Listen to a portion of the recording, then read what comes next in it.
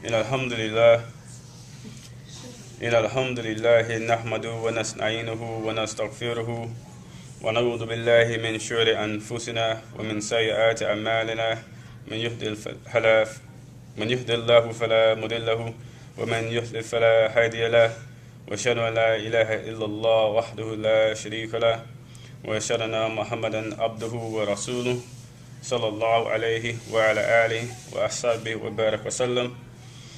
أما بعد فأعوذ بالله من الشيطان الرجيم. بسم الله الرحمن الرحيم. والذين جاهدوا فينا لنهدينهم سبلنا. اللهم صل على سيدنا محمد وعلى آله سيدنا محمد وبارك وسلم. اللهم صل على سيدنا محمد وعلى آله سيدنا محمد وبارك وسلم. اللهم صل على سيدنا محمد وعلى آله سيدنا محمد وبارك وسلم. Today, inshallah, I'm going to start covering something that is a cognitive issue as well as a soul issue. It's something that's prevalent, and inshallah, you will see how prevalent it is once I get going in the material. A few weeks ago, I talked about the nafs and all the different things, the nafs and the heart, all of the different things that we can do to start purifying our heart, to start purifying our nafs. And this particular issue that I'm going to talk about today is part of a larger issue in society, and it's a problem that a lot of people experience.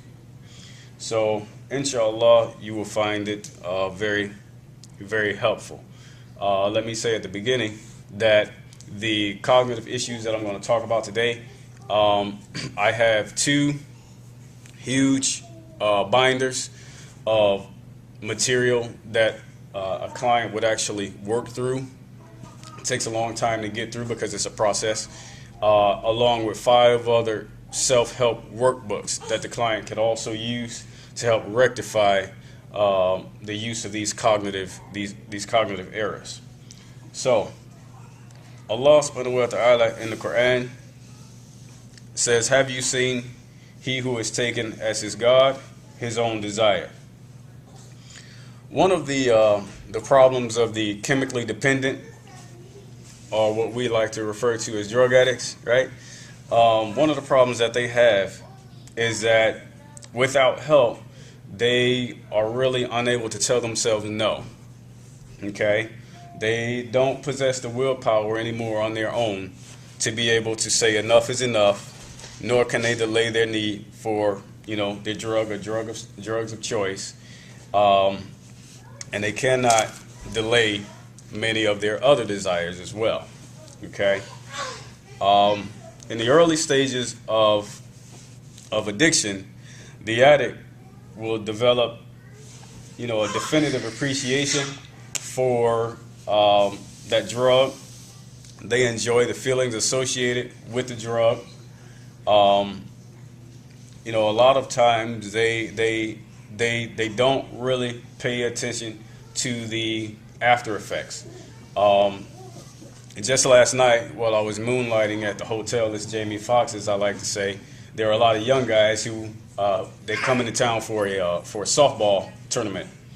And one of the things that these guys do after they play ball is they drink.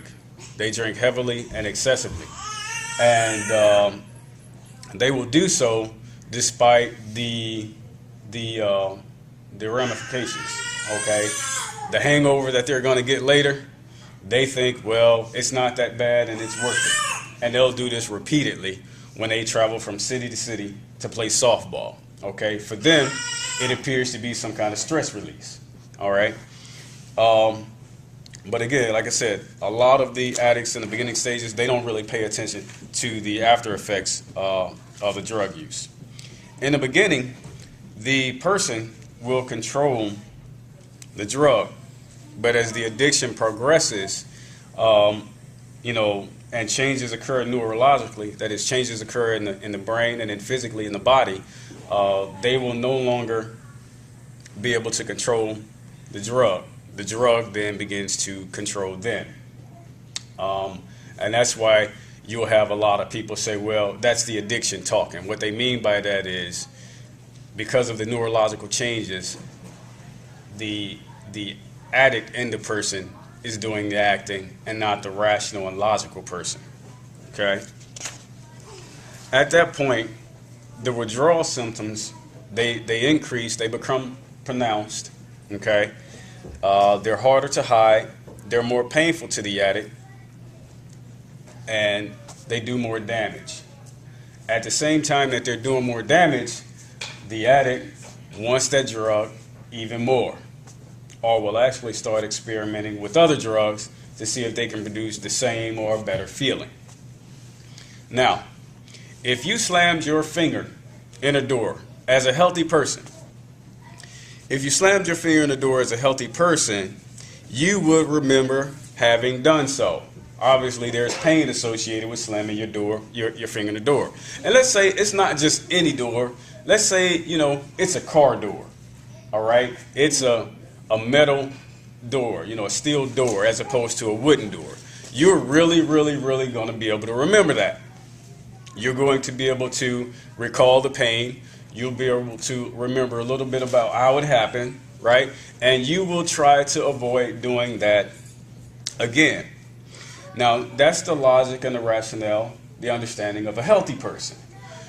The addict, however, doesn't understand that logic. They can slam that finger in the car door, and the next time they're getting ready to close that door, they will have very little recollection of the pain associated with having slammed that car door. Okay? Now, the addict's goal is to fulfill his or her needs, and they'll do it at whatever cost, however they can. But this doesn't just apply to addicts, okay? Especially, drug addicts. Compulsive gamblers, they do the same thing. They succumb to their whims and desires just like drug addicts do, all right? Now, if I were to take you to the new casino, what's the name of the new casino here in Columbus? Hollywood. Hollywood. You all are not supposed to know that. Okay?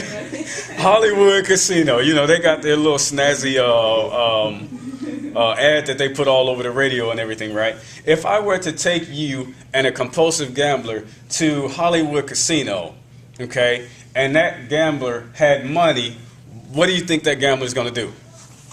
They're going to spend it. They're going to spend it. They're going to spend it. Now, let's say, for instance, we take that compulsive gambler to that casino without money. What do you think that gambler is going to do? Yeah, he's going to still owe money by the time he leaves, okay? Because he cannot control that impulse, all right?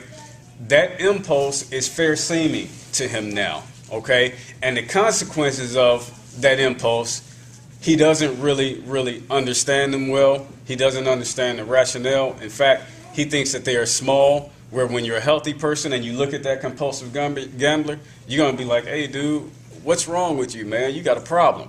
No, I don't really have a problem. In fact, he's going to try to convince you to have fun with him, okay? Now, remember, I said it wasn't just about addicts, nor is it just about compulsive gamblers, okay? About 3 years ago, a police officer responded to a call for what they thought was a drunk driver, okay? A female drunk driver around High Street, okay, on a Saturday.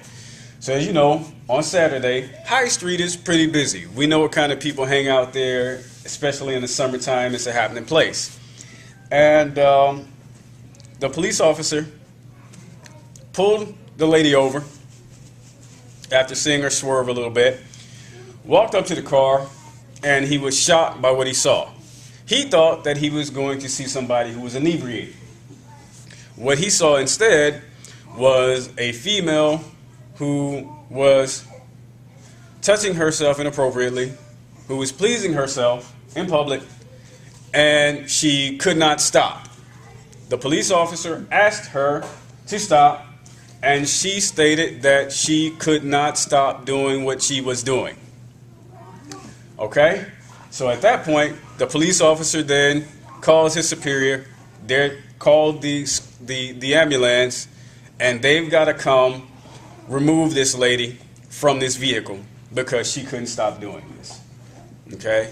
Now I see everybody's face in the audience. That can be a little difficult to deal with. And I was trying to figure out the cleanest way to tell you that story without having you just, really, really cringe and be disgusted for the rest of your day. Okay? So that's somebody else whose whims and desires, whose compulsiveness has gotten the best of them. Okay? Now, if you've listened to the other talks, you know that there are other things that are involved in why a person does that. But now we're at the point where we're looking at it from the cognitive behavioral standpoint, and we know that, all right, there's a lot going on with this individual. Okay? The need for instant gratification is abundant, and that's really what I'm going to deal with today. It's so abundant that it isn't just the property of addicts, it isn't just the property of compulsive gamblers, nor is it the property of people who have other kinds of compulsions that kind of, scare us or make us cringe. Allah subhanahu wa ta'ala has said, have you seen he who has taken as his God his own desire, and Allah has sent him astray due to knowledge, and has set a seal upon his hearing and his heart, and put over his vision a veil? So who will guide him after Allah? Then will you not be reminded?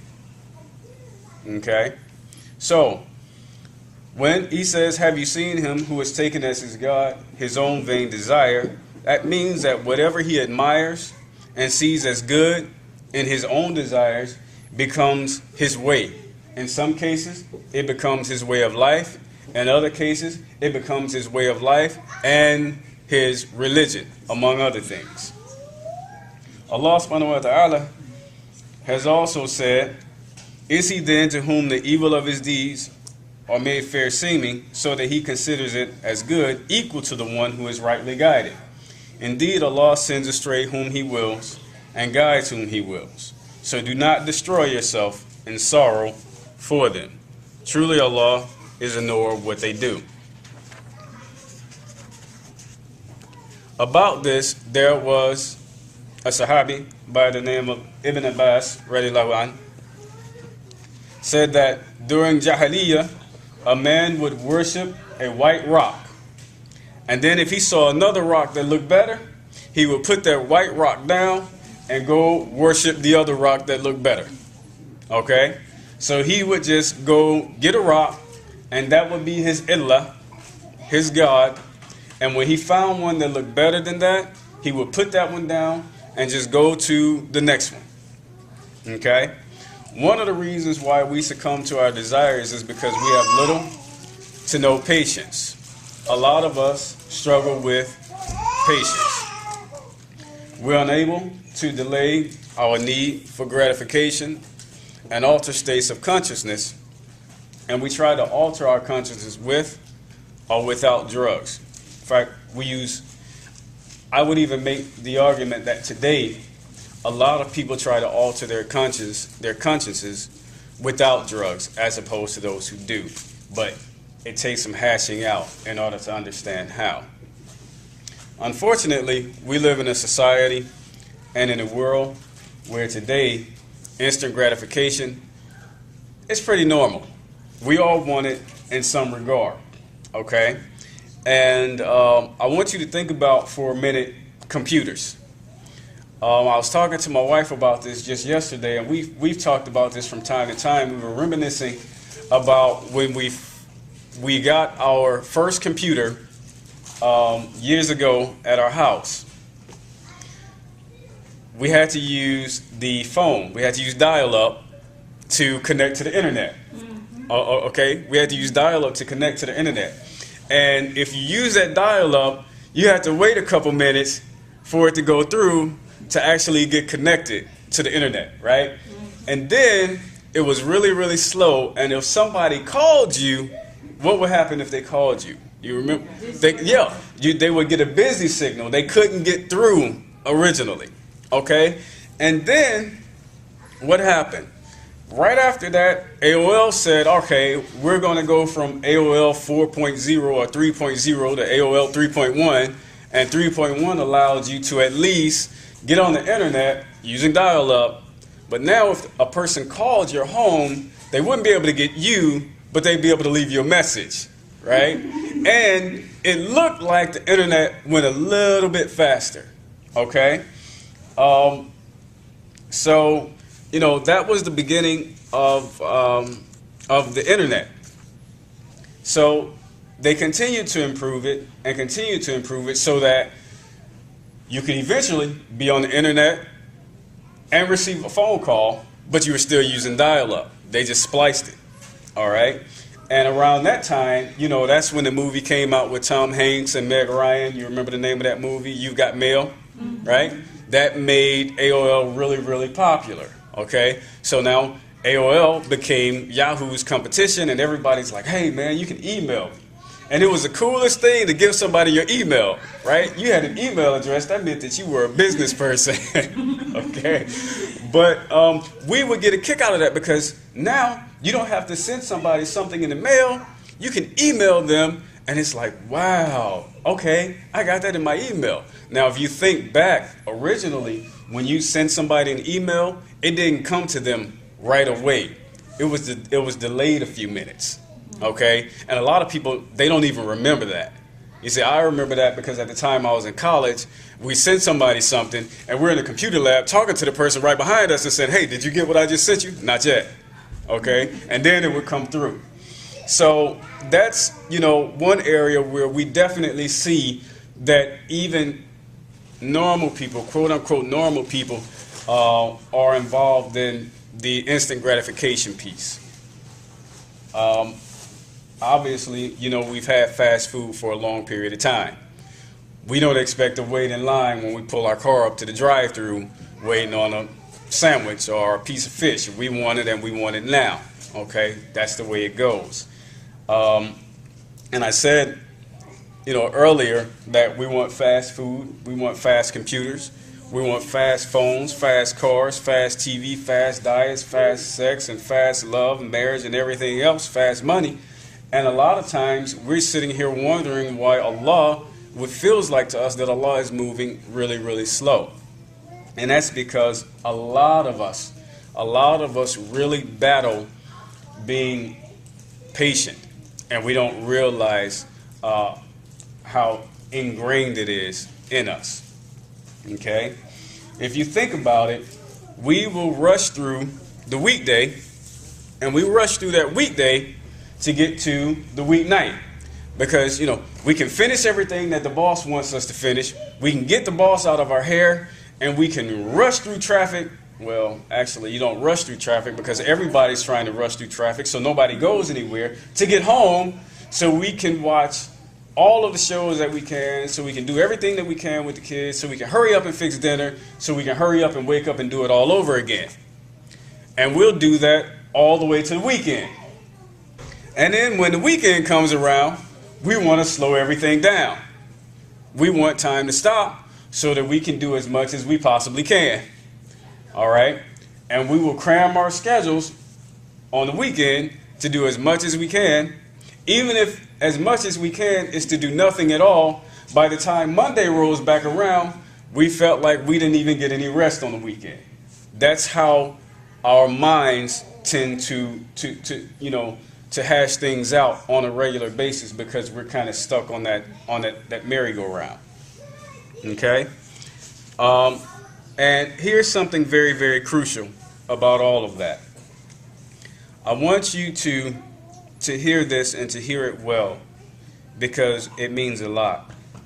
Not just for the addicts or the compulsive people who are struggling with their desires and who are unable to delay gratification, who are unable to be patient. This goes out to each one of us. I want you to remember that when we are rushing home from work, when we are rushing to work, okay, that when we're trying to rush to get to that gathering, when we're rushing to catch that bus or get to that function, we're really rushing to our death. It is inevitable. Okay? With every broken white line that we speed past on the highway, we've lost another white line in our lives, and we are going back to Allah. And it's very, very important that we remember that. Okay? Even if we are sending somebody a text, even if we are sending somebody a text message, what do we do a lot of times when we send somebody a text message? We hold our phone, we're waiting for them to return the text message. Okay? And in all that time that we are waiting for them to return that text message, we are moving closer and closer towards meeting with Allah again. So we have to remember that. That is extremely important. Okay? For all of us, whether we've suffered from some kind of mental illness or not, cognitive issues are not the property of the mentally ill. Cognitive issues are the property of us all. Okay? Remember that. For all of us, it is a gross attempt at trying to control what is bigger than us and what is beyond us. Okay? It's an attempt to try to control what is bigger than us and beyond us. So everybody see what I'm saying now? Okay?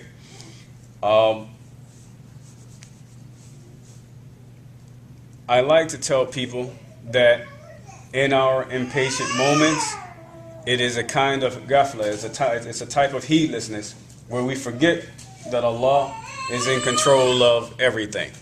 Okay? Allah subhanahu wa ta'ala says in the Quran that man was created in haste. He says, man was created of haste. I will show you my signs, so do not impatiently urge me. That is Surah Al-Anbiya. Okay? 37. Okay? Man was created of haste. I will show you my signs, so do not impatiently urge me. In other words, don't rush me. Understand that I am in control. There is no need to rush me. Okay? Allah subhanahu wa ta'ala also says in the Quran, and man makes dua for evil as he makes dua for good. And man is ever hasty. Okay? And it's very important that we stop to ponder over that particular part of the ayat. Okay? Because a lot of times what we are rushing to and what we are waiting for is counter to what is actually good for us. Okay? A lot of times we may make dua for something, we may have a hope for something, we may be wishing for something, and may be impatiently doing that when that particular thing is not good for us. And I always like to put out the example of the individual who wants to, in our case, do something like get married. Because I know that in the past we've talked about how to set marriages right and different things like that in these groups. A lot of times, we'll be looking for the thing in a person or asking for something in a person, and Allah has not granted that thing to us, and we become impatient in it. Okay? So that's an example of asking Allah for something that isn't for you and being impatient and waiting for what is for you. Okay? I wanted to give you some characteristics of the soul of the person who will use instant gratification. You heard me say that it's a gross attempt at power and control. Okay? And unfortunately, we often succumb to this. And a lot of times we do it without conscious thought. We do it without conscious thought. This kind of soul is seen as impatient and selfish. It's dedicated to itself, and it must have what it wants in its favor right now, not later. So you heard me talk about the addict who wouldn't be able to remember slamming his or her finger in the door because they want what they want when they want it. So the pain that they experience associated with what they want is insignificant.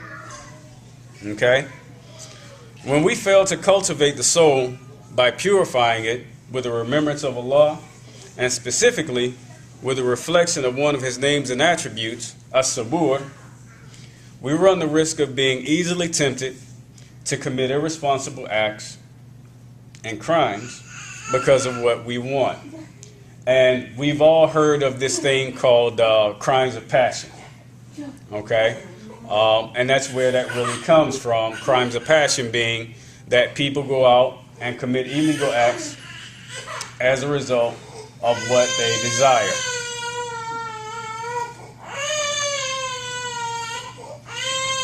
Now, She don't like what okay. you said. Okay. Yeah.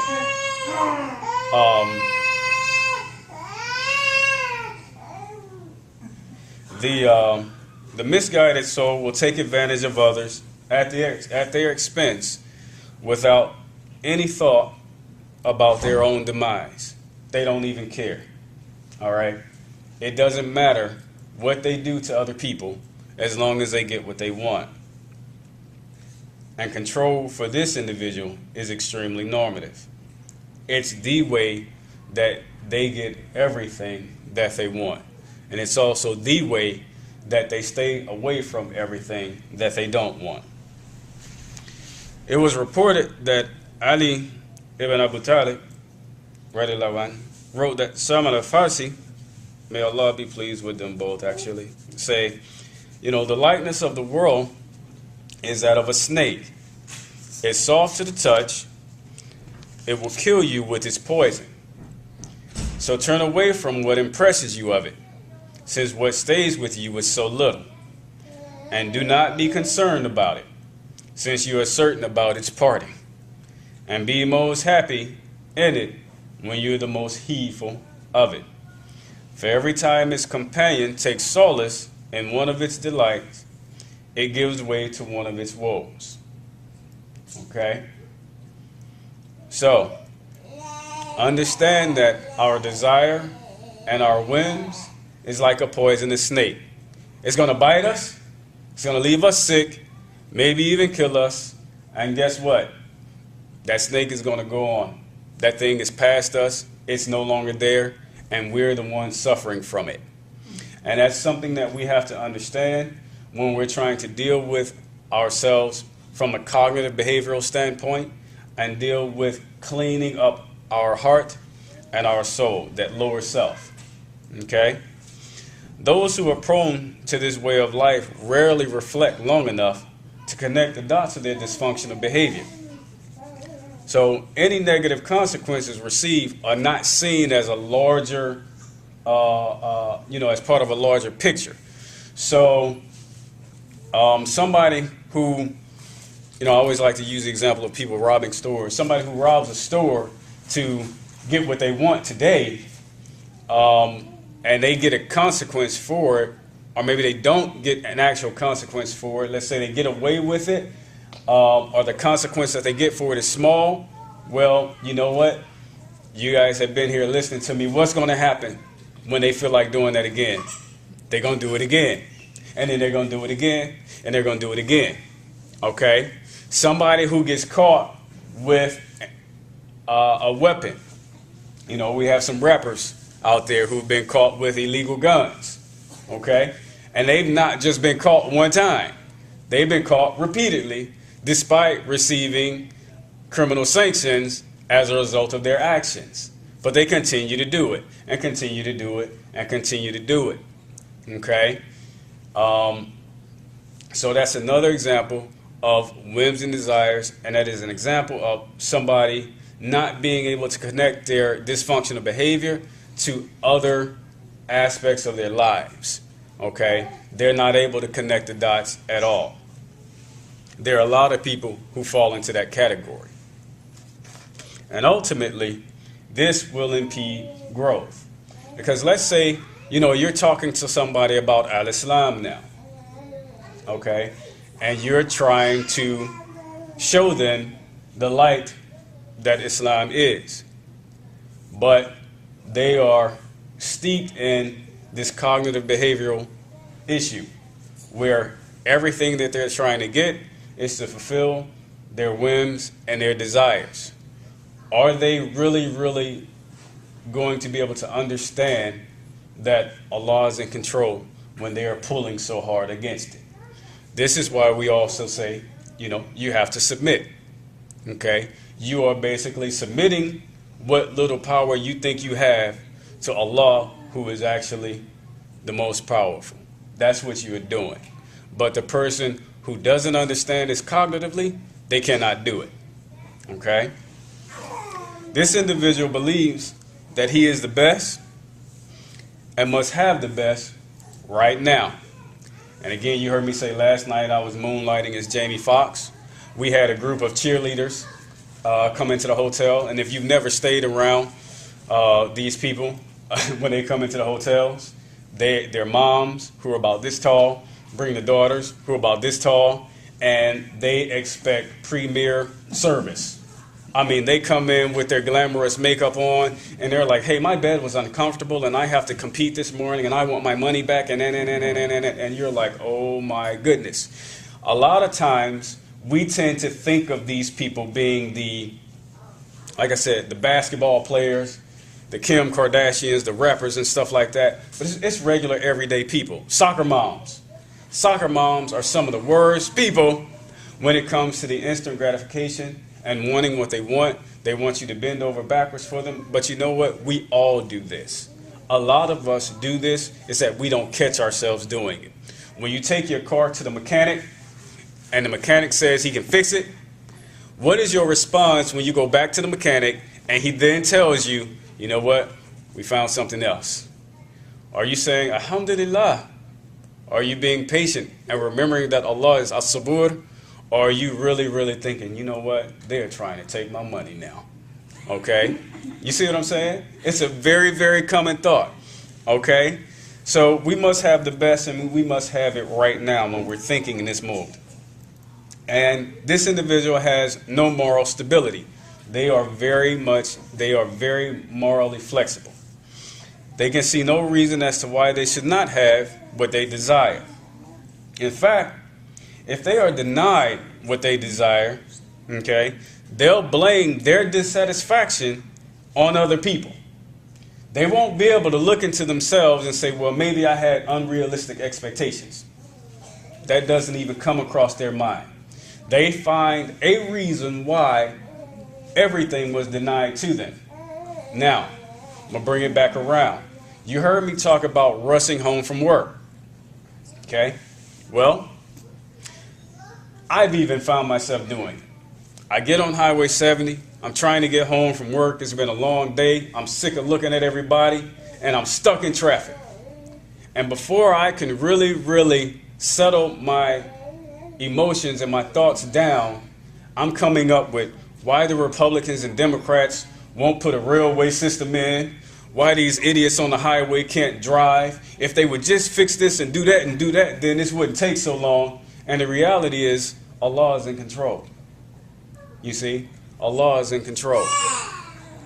So we have to really, really remember that. The one who surrenders himself to his evil desires, cannot arrive at a morally high judgment, because the soul has basically closed up the heart. It's pulled on the heart so much that the heart just kind of sways. Okay, so that they really don't have a spiritual connection. They have a worldly connection, and that's what motivates them. And they go from one thing to the next, trying to satisfy themselves. Okay? It is extremely detrimental to the nafs because, as you heard me say a couple weeks ago, when you feed the nafs, what does the nafs want? It wants more. It wants more. We talked about the blob, how, the blob overtakes something, and then it continues to overtake things, and it continues to eat things up. Okay? So it wants more and more and more. So I wanted to talk about that cognitive behavioral issue of instant gratification because it is something that is rampant in our society, and not just in our society. It's happening around the world in a lot of places where people want everything that they want, and they want it now, and they don't have the ability to be patient. So not next week, inshallah, the week after, because we'll be gone, I'll talk about solutions to this cognitive behavioral issue, this cognitive thinking error that come out of the Quran, that come out of the Hadith, and that come out of applied psychology that we can use on ourselves and that we can also use to help other people kind of change the way that they behave. So inshallah, this wasn't too much, too fast to understand, but like I said, the week after next, we'll come back with some of the solutions for this. So I hope that it was informative to you and that it will help you and help someone that you know. And with that, I will close. We can ask. I'd like to just share. You want to share it on the while it's rolling, or you want me to turn it off? You can turn it off. Okay. So let me turn this off and.